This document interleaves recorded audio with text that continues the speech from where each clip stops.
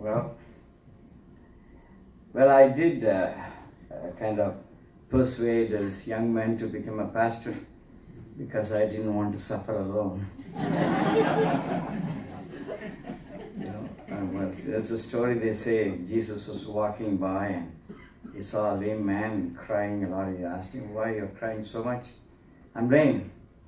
I couldn't walk." And Jesus healed him and joyfully was walking with the Lord. Then he saw a blind man, he is weeping too, and he asked him the same question. "Why are you crying so much?" And as "I'm blind, you can see that, do something about it." He healed him. He joyfully walked with the Lord. Then he saw another man, he's profusely crying and just wouldn't even open his eyes, and he was just banging his head against the wall. And Jesus just knelt with him, and I asked him a question, "Why are you crying so much?"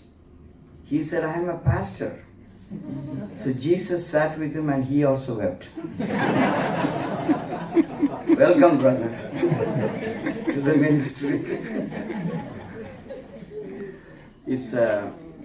Pastor, thank you so very much for this beautiful and wonderful message. My heart was reaching out to all the pulpits of the world.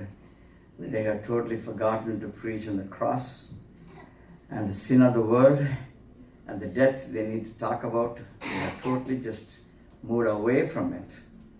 And they have just a tremendous message, Pastor, for which I am very thankful to you. I was thinking about it, and there's a solution, there's a bottle of solution, Pastor, that says that if you apply that solution, you neither die or delay the death. I turned around and saw the bottle, and there was an expiry date on the bottle itself. People don't realize that they die.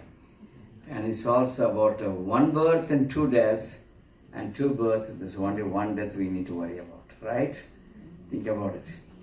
Okay, Paul, I bring greetings from Christ Church of India, San Jose.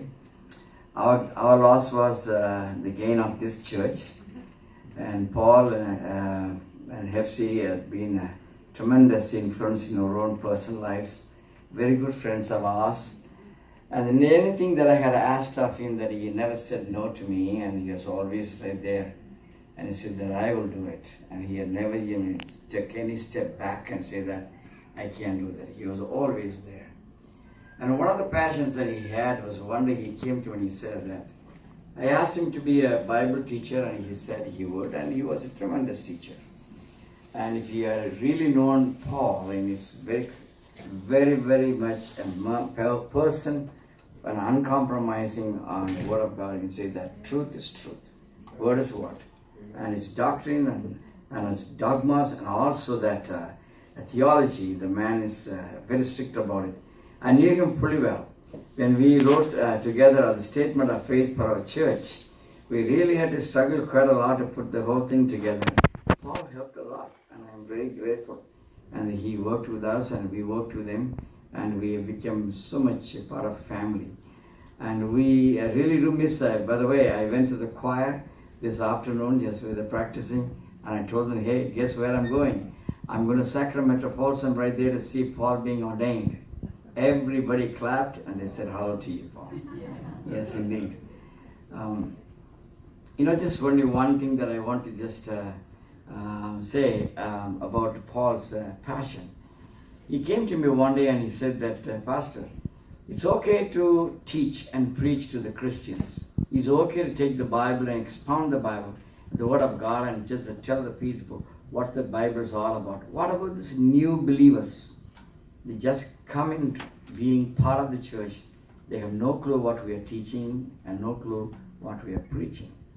So I asked him, "What do you have in mind?" He said, "I want to start a Bible study only for the beginners, so that I can help them to grow. They can integrate into a bigger group to have a better study." Thank you, Paul. And we still continue that. I want you to know that. And you are the pioneer for that. You are the author of it, for which I am thankful. I just want to leave only one word for you. Leave a legacy behind. Okay, leave a legacy. And you say our life is all about, it's not about how much impact that we have made, even one person that we made an impact. That's all our God has called us to do it. You just go ahead and do it for, even for that one person. Just like the way that David Livingston was chosen, just one single guy who came forward to give his life. Look at the impact that he made on the people's lives. Our lives as pastors' lives, we are all just like roses. People take it, smell it, and you say, wow, wonderful. The day will come and we'll be just separated from the stem and we will fall. And we may fall, and as soon as we fall, all the petals fall down. Guess what?